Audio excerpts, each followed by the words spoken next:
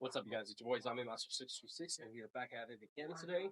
And today, what I have for you is first place of top cut of August. And what they are playing today is Snake Eyes, Fiendsmith, Post Ban List. Which you all know you've been wanting deck profiles of the Post Ban List Snake Eyes Fiendsmith. So I'm bringing it to you from my boy Derek. So Derek, please take it away, buddy. Deck's still strong.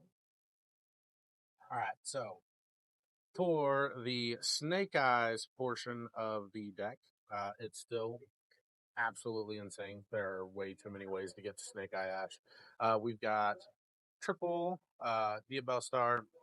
We are on 2 Oak, and then the newly limited Ash and Poplar. I opted to play Birch. There's a lot of Tempai around here. There's a lot of Shifter. Having a way to get Birch with either Poplar, Ash, or Oak pretty much gives me a win con against those decks because they struggle very hard to the counter, which I'll show you later. We also have the Flambirds and the Snake Eye Diabell Star. Obviously, you kind of have to run these, Diabell Star being an out for a lot of things, like, you know, the Druid Swarms that are going around. It outs a lot of things that usually struggle, like the Borland, which there's a lot of, there's one Dragon Link player that is just very consistent here. For the spells, we've got Triple Wanted. The fact that this card is still legal is absolutely insane because it's Snake Eye Ash full combo with an additional draw. We are running the 3 Bonfire. Yes, with Ash being at 1, the deck loses a lot more to things like draw now. But that is only going to be a month-long thing because with Azamina coming out, this deck is going to get absolutely bonkers. For the other Snake Eye spells, we are running 1 original, 1 Divine Temple, and I am opting for the 1-for-1. I was thinking about playing 2 original and then 1 field spell and just cutting the 1-for-1. However, with the amount of high level monsters in this deck, sometimes it's better not to have a monster on board that is prone to removal of things like SP Little Knight. For the Fiendsmith engine, we are running the 3 Fiendsmith Engraver, the 1 Lurie, and the 1 Track still. Without Lacrima being a time card, it does get a little like grindy in time. However, the Lurie was never really in my lines. I never really played into time. And when I did, I outsourced from multiple time cards, such as like Spooky Dogwood. I felt like they were a lot better than the Lacrima. However, you know, rip the boy, the Beatrice bait. We also have, for the hand traps, we are on 3 Ash Blossom, 3 Droll, because with the field spell for Tempai now being limited and Yubel also having to search their gate, Droll does a lot better of a job than it used to, especially with the Snake Eyes having to search the Ash or the Poplar off of Bonfire. It makes it to where the combos are just very weak. We are also on 3 Veiler, 3 Imperm, and I opted for a 4 Bestial package. That is 1 Magnemite, 2 Durasworm, and 1 Baldrake. Baldrake comes up a lot more than you'd think because the Fiendsmith engine, they are light, so he can easily just stop that first summon and banish, which is a lot better than the standard form of removal of Destroy.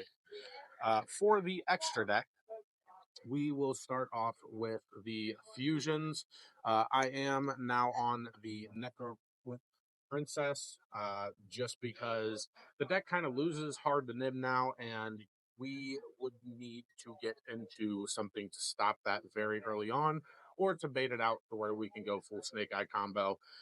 That line is now the High King Caesar, so Desiree does not come up as frequently. However, the High King does stop us from losing to Nib.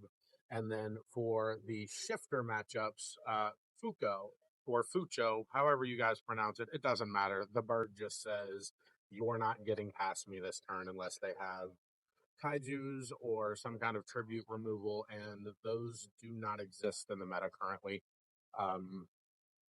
For the links, obviously our link ones, we have the Requiem and Anima. They're like two different sides of a scale. The Anima is for the link one play just to get an extra body on board if you need it. However, he didn't come up very often. I used him in my game 2 against Tim Pie in the final matchup just to steal a Vajra, and it did absolutely nothing because I didn't have a good playable hand in general. For our link 2s for the Fiendsmith engine, we've got the honorary moon god of the closed heaven, and we have Sequence. Sequence with Desiree is overpowered. We all know this by now. Then we've got the IP-SP combo, which really helped today. I got Dark Ruler twice, and IP-SP was just enough with a Princess Engrave to stop me from losing that game. Also with the Flamberge recursion when linked away with IP, it's absolutely nuts. Then we've got our Nightmare Phoenix and Dark. Dark I didn't actually get to see today. My matchups were round 1, I went up against Invoked Bestial Horus. In round 2, I had Yubel. I didn't really see a reason to reborn anything from their graveyard. And then in round 3, it was Tim Pie. Obviously, you're not using Dark for anything that they do. For the link 3, we have the Promethean. If you are keeping track of the links with this being a 3, I am not on the Selene. I actually reverted back to the link 4 package of the Raging Phoenix and the Zelantis. Raging Phoenix Zelantis to me is better than Access Code right now, because it gives you something to end on for a link 4 that is fire. So Princess with another body gets you into Raging Phoenix. It ensures that the fire line is live no matter what they board break you with.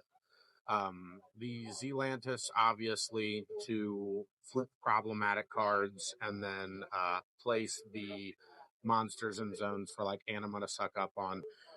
But the Raging Phoenix actually saved me against the Tempai matchup because when I summoned them back, it was on the resolution of a Black Rose Dragon. I had used the Promethean to target the Oak and the Black Rose Dragon, popped them both. This ended up going to the graveyard, which then allowed me to summon the Raging Phoenix back at, let's see, that's a lot.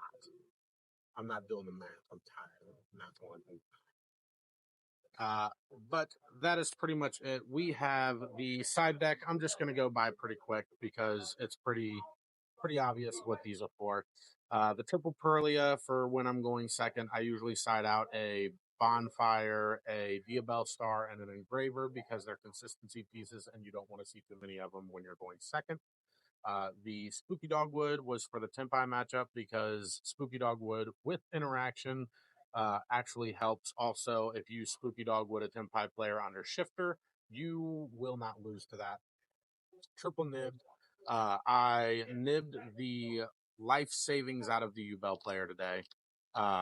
He was a sad boy. I do not blame him because nib is very, very hard to play against. We were on Double Cosmic and Harpy's Feather Duster. Those were mainly for if my opponent was going to side in some board breakers, or not board breakers, floodgates, because floodgates are the bane of my entire existence. And then we have the 3-dimensional barrier for the Tempai matchup. I don't really care to use it for you, though. Other than that, that is the deck profile. Snake Eye Fiendsmith is still by far the best deck of the format. Ban list definitely failed us because Appaloosa, even though it was a problematic card, it also was a hindrance to the entire meta. So limiting the 1 Ash, 1 Poplar, definitely not enough. to put this deck on its knees and give it the bullet. Well, I appreciate you very much, sir. And then also, we'll do another deck profile later on of the Azamine stuff added to it. Sounds good. Thank you. Bye. Bye, buddy. Thank you.